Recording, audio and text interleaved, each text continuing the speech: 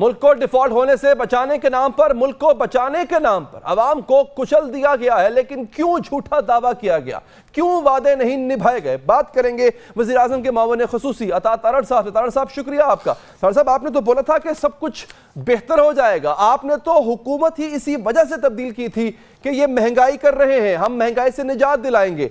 Sir, जब आप वो दावा कर रहे थे तो आप ये भी बता रहे थे कि आपके हुकूमत में आने के बाद बिजली सस्ती होगी, आटा सस्ता होगा, चीनी सस्ती होगी, आम आदमी की जिंदगी में सुकून आएगा। सर, लेकिन आम आदमी की जिंदगी तो बदतर हो चुकी है। जवाब देंगे इसका सर?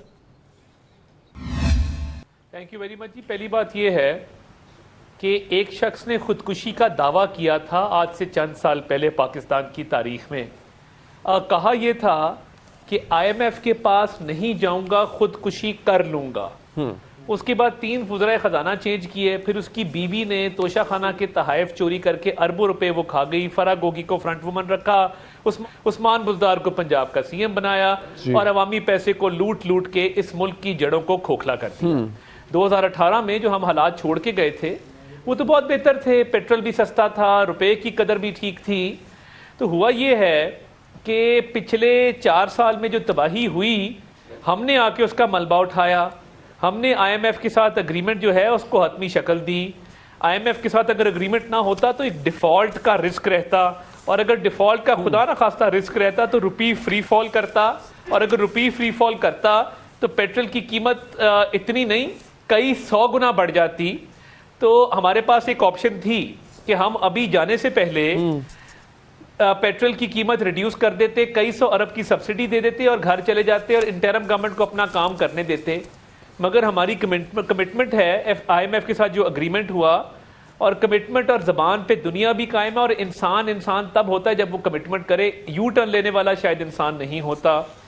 तो ये इसलिए किया कि IMF की जो कमिटमेंट है उसको पूरा करना हमारे फ़राइज़ में शामिल है। मुश्किल डिसीजन ज़रूर है, मगर मईशत को नुकसान पहुंचा के शॉर्ट टर्म फ़ायदे के लिए लॉन्ग टर्म किसी का ना अवाम का नुकसान करना चाहते हैं, ना इस मुल्क की मईशत का नुकसान करना चाहते हैं। अच्छा, लेकिन तारड़ साहब, अर्ज़ ये है सर, और ये आवाम की तरफ से सवाल है, मेरा सवाल शायद इसको ना समझिए, आवाम की तरफ से सवाल है कि अगर ये सब कुछ था, और ऐसा तो नहीं कि ये चीज़ें अचानक से आपके सामने पॉप आउट हो गई और ऐसा लगा कि अच्छा ये तो ऐसे होगा, नहीं, आपको पता था, आपके पास तो तजुर्बाकार टीम है, इमरान खान के दौर में भी मालूम था कि ये सब कुछ आएगा, होगा।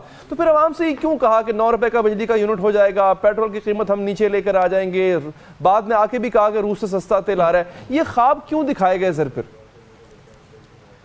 देखिए, मेरा ये ख्याल है कि जो लास्ट टाइम पेट्रोल की कीमत में कमी वाकई की गई, गुंजाइश थी तो की गई, मगर IMF के एग्रीमेंट के बाद उनके साथ लेवी प्राइस तय थी कि इतनी लेवी लगेगी, तो वो लगानी पड़ी। अब हमें तो अंदाज़ा नहीं था कि IMF का एग्रीमेंट कब तय पाएगा, कब नहीं पाएगा। तो ये मलबा जो उठाया है और अपनी सियासत दाव पे लगा कर रियासत को जो बचाया है, वो जिन मुल्क दुश्मनों से बचाया है, वो आज भी खड़े हो के वही दावे कर रहे हैं जो पिछले 4 साल उन्होंने किए। कौम का नाकाबिल तलाफ़ी नुकसान कर गए। हमने तो चले फिर भी लाहौर से कराची, लाहौर से इस्लामाबाद, खुजदार, पेशावर, पता नहीं कहाँ कहाँ मोटरवेज बनाई हैं, कहाँ कहाँ बिजली के कारखाने लगाए हैं, कहाँ कहाँ स्कूल, कॉलेज, अस्पताल, यूनिवर्सिटियाँ बनाई हैं।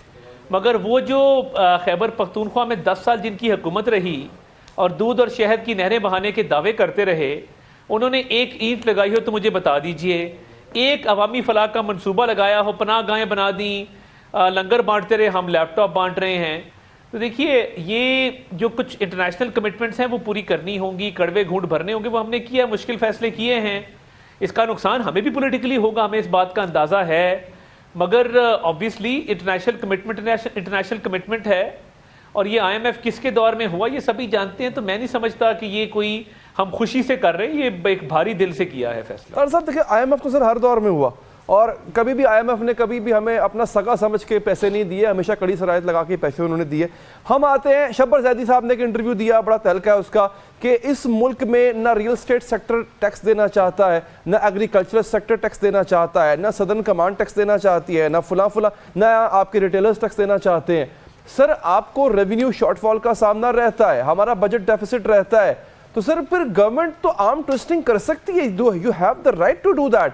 आप क्यों नहीं लेते सर इनसे पैसे? जी बिल्कुल बिल्कुल। देखिए, प्रॉब्लम क्या है पहली बात तो मैं आपको यह अर्ज करता चलूं कि IMF का एग्रीमेंट खराब क्यों हुआ। एक दफा नहीं, IMF का अग्रीमेंट 4 दफ़ा ख़राब किया गया, फिर उसको सैबोटाज करने की कोशिश की गई, फिर मुल्क से बाहर